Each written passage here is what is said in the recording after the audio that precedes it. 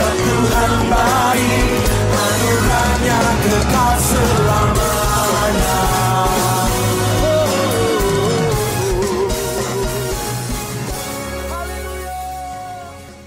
Shalom, selamat pagi saudara dan saudari sekalian. Mari kita mempersiapkan diri untuk menyembah Tuhan dengan lagu Bukan Dengan Barang Fana.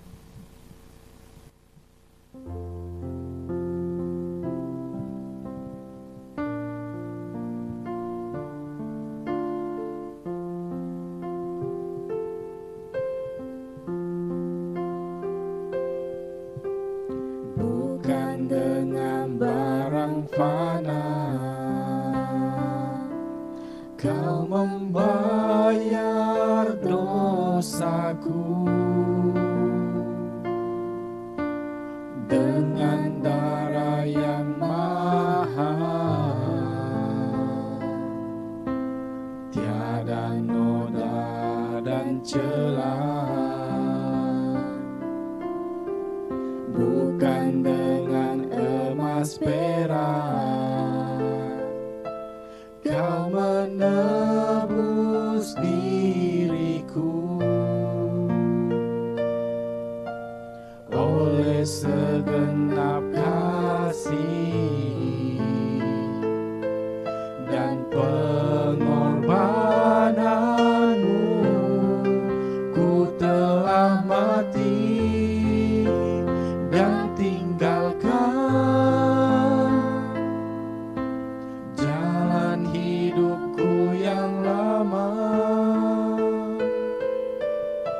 Semuanya sia-sia dan tak berarti lagi. Hidup ini ku letakkan pada mezbah-Mu ya Tuhan. Jadilah padaku seperti yang Kau ingini.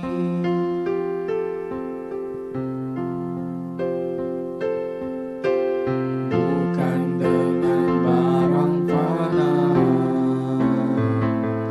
Kau membayar dosaku,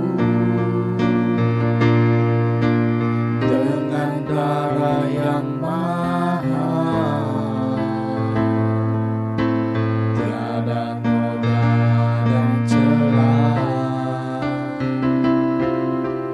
Bukan dengan emas perak Kau menebus diriku, oleh segenap kasih dan pengorbananmu, ku telah mati dan tinggalkan jalan hidupku yang lama. Semuanya sia-sia dan tak berarti lagi. Hidup ini ku letakkan pada mezbah-Mu ya Tuhan. Jadilah padaku seperti yang Kau ingini. Jadilah padaku seperti yang Kau ingini. Shalom saudara-saudari sekalian, kita datang kepada Tuhan, mari kita berdoa. Tuhan, kami bersyukur pagi ini Engkau berikan kesehatan, berikan bulan baik ini untuk kami dapat bertemu dengan Tuhan.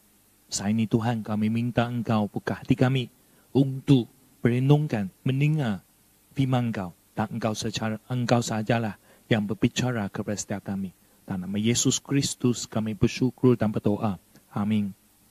Saudara-saudari sekalian, kemarin kita sudah melihat, merenung ayat dari 1 Korintus 43 ayat 1 sampai ayat 4. Dan pagi ini kita akan meneruskan dengan renungan dari 1 Korintus 43 ayat 5 sampai ayat 9. Dalam petikan ini, petikan seterusnya yang kita akan merenungkan, Rasul Paulus dia menunjukkan ataupun dia memberitahu kesalahan tentang apa yang difikirkan ataupun yang tanggapan yang mereka ada pada jemaat-jemaat Korintus terhadap hamba Tuhan. Sebab di kalangan mereka ada tanggapan sebegini. Paulus lebih baik, Apolos lagi baik. Dan ada juga mereka membandingkan di kalangan hamba-hamba Tuhan yang pernah melayani di kalangan mereka. Ini mendatangkan satu keadaan iaitu mereka berpecah belah kepada kelompok golongan yang berlainan. Ada yang kata saya mengikut Apolos, saya mengikut Paulus, dan ada lain yang juga kata saya mengikut Kristus. Jadi, saudara-saudari sekalian, kita tidak dapat nafikan bahawa hamba-hamba Tuhan yang dipanggil oleh Tuhan untuk melayani dia, setiap hamba Tuhan ada pribadi ataupun ada hadiah rohani yang berlainan. Semasa menjalankan pelayanan, memang ada perbezaan. Tetapi kita harus ingat, setiap hamba Tuhan adalah dipanggil oleh Tuhan untuk melayani dia. Jadi kita tidak harus membandingkan antara hamba-hamba Tuhan yang berlainan. Ini tak keadaan yang berlaku kepada jemaat Korintus pada waktu itu. Mereka membuat perbandingan di antara hamba-hamba Tuhan yang berlainan, yang pernah melayani di kalangan mereka. Mari kita buka kepada Alkitab untuk lihat 1 Korintus 43 ayat 5 sampai ayat 9. Ayat 5 sampai ayat 9. 1 Korintus 43 ayat 5 sampai ayat 9. Mari kita lihat dulu ayat 5 ya. Berkata begini. Jadi apakah Apolos, apakah Paulus, pelayan-pelayan Tuhan yang olehnya kamu menjadi percaya, masing-masing menurut jalan yang diberi Tuhan kepadanya. Jadi dalam ayat 5, Rasul Paulus mengingatkan kepada kita, kepada jemaat-jemaat Korintus bahawa hamba Tuhan adalah pelayan Tuhan. Hamba Tuhan adalah pelayan Tuhan. Dalam ayat 5, Rasul Paulus kata begini, apakah Apolos, apakah Paulus? Paulus mau mengingatkan setiap kita sebagai anak Tuhan. Diingatkan bahawa di hadapan Tuhan, dipilih untuk melayani Tuhan. Tidak ada apa-apa yang harus dibanggakan. Kita tidak ada apa-apa yang harus dibanggakan. Memang kita dipilih Tuhan. Memang kita diterima Tuhan. Itu adalah kasih Tuhan kepada kita. Kita tidak ada apa yang harus dibanggakan. Siapakah Apolos? Siapakah Paulus? Mereka hanya tercatat di dalam Alkitab untuk dikenal, untuk dipimpin, untuk memimpin orang lain, untuk mengenal Tuhan. Siapakah mereka? Mereka hanyalah pelayan Tuhan. Mereka menerima anugerah yang berlainan untuk melayani Tuhan. Dipanggil oleh Tuhan, diterima oleh Tuhan. Maka yang ada, semua itu adalah dimiliki ataupun dikurniakan oleh Tuhan. Jadi dia ada apa yang harus dibanggakan. Paulus memberitahu kepada jemaat Korintus bahwa ingat, setiap anak Tuhan adalah pelayan Tuhan. Termasuk hamba-hamba Tuhan yang dipanggil oleh Tuhan. Jadi, saudara-saudari sekalian, hari ini bukan hanya hamba Tuhan menjadi alat untuk melayani Tuhan. Saudara-saudari juga menjadi alat yang boleh melayani Tuhan. Mungkin kamu berada di keadaan ataupun berada di satu kawasan, di situasi yang hamba Tuhan tidak dapat melayani. Dan hari ini kamu berada di situasi itu. Tuhan berikan anugerah ini untuk membolehkan kamu melayani dia di dalam situasi ataupun dalam kehidupan yang kamu ada itu. Saya tidak ada, kamu ada. Jadi Tuhan menggunakan setiap orang untuk melayani dia. Ingat, kita dipilih, tidak kira hamba Tuhan, pemimpin gereja, jemaat-jemaat sekalian, kita dipilih Tuhan ada satu tujuan saja, yaitu memuliakan nama Tuhan, membina rumah Tuhan. Satu tujuan, memuliakan nama Tuhan. Saudara-saudari sekalian, jadi kita jangan menyombongkan diri bahwa saya dipilih Tuhan untuk melakukan sesuatu hal. Kalau Tuhan tidak memberikan izin, bagaimana kita boleh melayani Dia? Kalau bukan Tuhan, di manakah kita hari ini? Sentiasa saya mengingatkan diri sendiri. Kalau bukan anugerah Tuhan, kalau bukan pilihan Tuhan, di mana saya pada hari ini saya tidak tahu. Sebab Tuhan mengasihi kita. Jadi hari ini kita ada peluang untuk melayani Dia. Kita harus ingat, ini adalah anugerah yang diberikan oleh Tuhan kepada kita. Jangan kita merasakan sombong.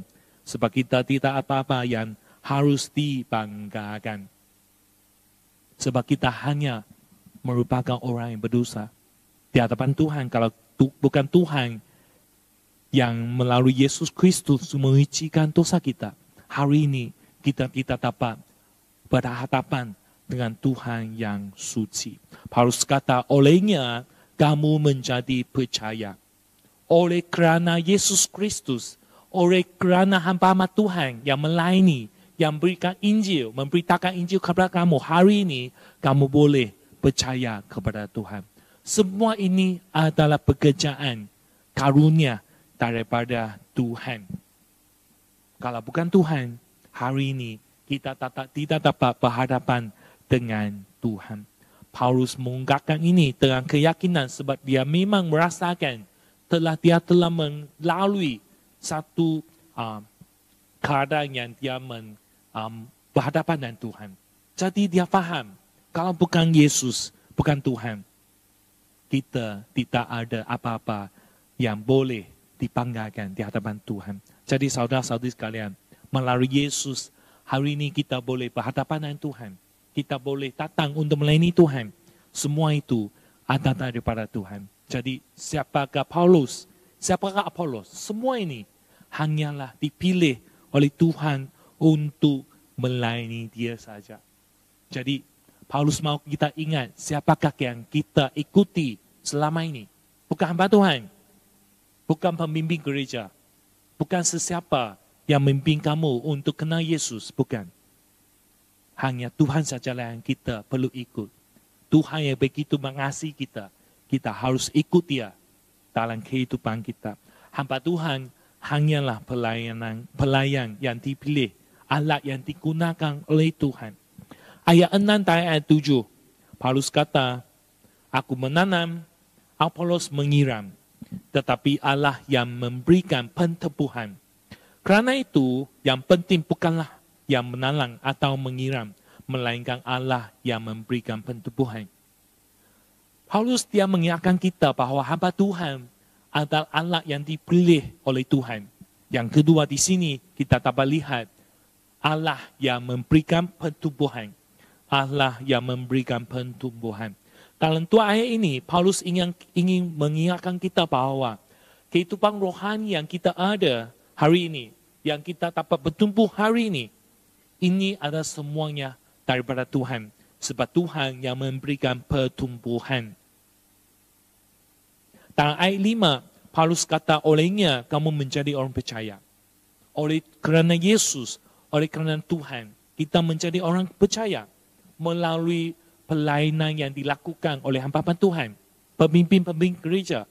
Melalui apa yang mereka lakukan, menginjilan, mereka sentiasa buat kunjungan. Itu membolehkan kita bertumbuh, mengenal dengan Tuhan. Kalau bukan mereka, kalau bukan kerana mereka mengasihi Tuhan, bagaimana hari ini kita boleh mengenal Yesus? Ini bukan tanggungjawab yang harus mereka ada. Tapi mereka mengasihi Tuhan. Mereka sanggup melakukan hal ini. Dalam ayat 6, Paulus kata, aku menanam. Memang Paulus pernah melayani di kalangan mereka. Jadi Paulus kata, saya menanam. Dan dia teruskan katakan, Apolos menyiram. Artinya, hamba Tuhan yang datang untuk melayani. Di gereja yang melayani, tempat yang melayani. Kita memainkan peranan pelayanan. Sebab kita juga ada hadiah rohani yang melayani. mungkin berkhotbah, kunjungan, ataupun hal-hal yang berlainan lagi. Jadi Paulus kata, saya menanam, Apolos menyiram. Kita sanggup digunakan oleh Tuhan untuk melayani Tuhan. Hanya satu tujuan, yaitu memuliakan nama Tuhan. Jadi Paulus kata, saya buat hal ini, Apolos buat hal itu. Hanya satu tujuan, yaitu membolehkan gereja bertumbuh. Dan dia katakan lagi, Allah yang memberikan pertumbuhan. Semasa Paulus dia melayani Tuhan, dia memang tahu tentang satu hal, yakin tentang satu hal. Kalau bukan daripada pimpinan Tuhan, anugerah Tuhan, dia tidak dapat melayani Tuhan. Memang selama ini ada hamba-hamba Tuhan yang berlainan untuk melayani kita di tempat kita yang selama ini di gereja kita. Ada hamba lain-lain setiap tahun mungkin bertukar-tukar. Diutus ke tempat lain untuk melayani. Tapi kita sebagai anak hamba Tuhan, kita hanya melakukan apa yang kita dapat lakukan. Dan semua itu adalah dari pertumbuhan yang diberikan oleh Tuhan. Bukan kita dapat lakukan semua itu. Tapi Tuhan yang memberikan peluang, anugerah untuk kita melayani Dia. Jadi, tidak kira siapa yang datang di gereja kita untuk melayani kita. Saudara-saudari sekalian, kita ingat, hamba Tuhan hanya melakukan apa ketugasan yang telah diberikan Tuhan kepada kita. Dan Tuhan sajalah yang membolehkan kita, kehidupan rohani kita dapat bertumbuh. Hamba Tuhan hanya melakukan tugas mereka saja. Dan Tuhan yang memberikan pertumbuhan. Jadi kita jangan salah ikut ketua kita. Siapakah ketua kita hari ini? Bukan hamba Tuhan, bukan pemimpin gereja, melainkan Tuhan yang mengasihi kita. Ingat, Tuhan yang mengasihi kita harus kita ikut dengan taat. Ikut Yesus kita dengan taat. Jangan ikut hamba Tuhan. Jangan ikut pemimpin gereja. Melainkan firman Tuhan. Tuhan yang mengasihi kita, kita harus mengikut Tuhan dengan taat. Paulus bukan saja mengatakan bahwa hamba Tuhan adalah pelayan Tuhan. Hamba Tuhan adalah Allah yang digunakan Tuhan. Dan Paulus juga kata, Tuhan sajalah yang memberikan pertumbuhan dalam keadaan rohani kita. Dalam ayat 8 dan ayat 9, Rasul Paulus berkata begini, baik yang menanam maupun yang menyiram adalah sama. Dan masing-masing akan memberi upahnya sesuai dengan pekerjaannya sendiri. Kerana kami adalah kawan sekerja Allah. Kamu adalah ladang Allah, bangunan Allah. Paulus kata kita dipilih oleh Tuhan, merupakan anak Tuhan, pelayan Tuhan. Kita hanya melakukan tugas dan Tuhan yang membolehkan pertumbuhan.